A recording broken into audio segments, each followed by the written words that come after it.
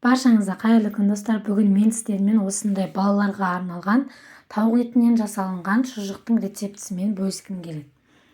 Бізге ол үшін ең алдымен тауықтың төс еті қажет болады. 200-250 граммдай. Соны мен бірнеше бөліктерге бөліп, осындай блендердің ішіне саламын. Егер сіздерде блендер жоқ болса, онда ет тартқыштан өткізіп алсаңыздар болады. Бұл шұжықты 1 жастағы баладан бастап пісіріп беруге болады.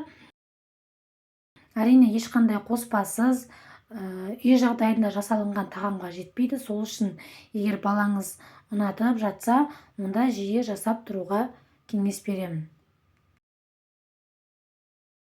Міне осылай тауықтың төс етін турап блендерға салып аламыз. Оның үстіне 1 жұмыртқаны жарамыз және 30 грамм бөлме температурасындағы сары майымызды немесе ерітілген сары майымызды қосамыз. Және 100 мл сүтімізді құямыз. Мен шым-шым тұз септім және өздеріңізге ұнайтын дәмдеуіштерден сепсеңіздер де болады. Мен тауық етіне арналған дәмдеуіш септім. Енді бетін жауып, жақсылап араластырып езіп аламыз. Міне біздің тауық етіміз осылай дайын болды.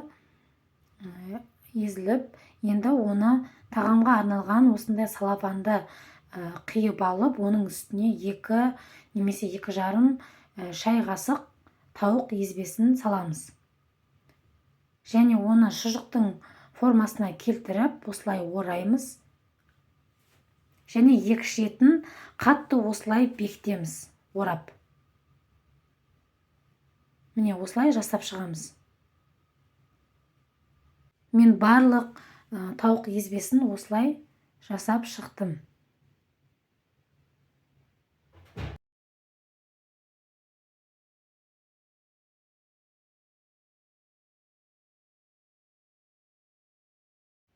Барлығын осылай жасап шыққаннан кейін бір ыдысқа салып орналастырып шығамыз.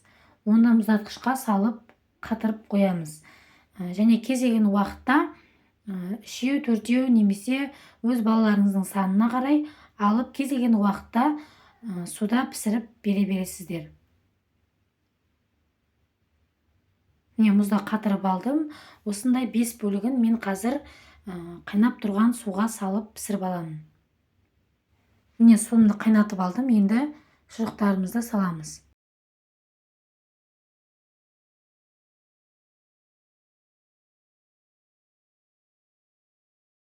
— 15-20 минутта біздің шұжықтарымыз дайын болады.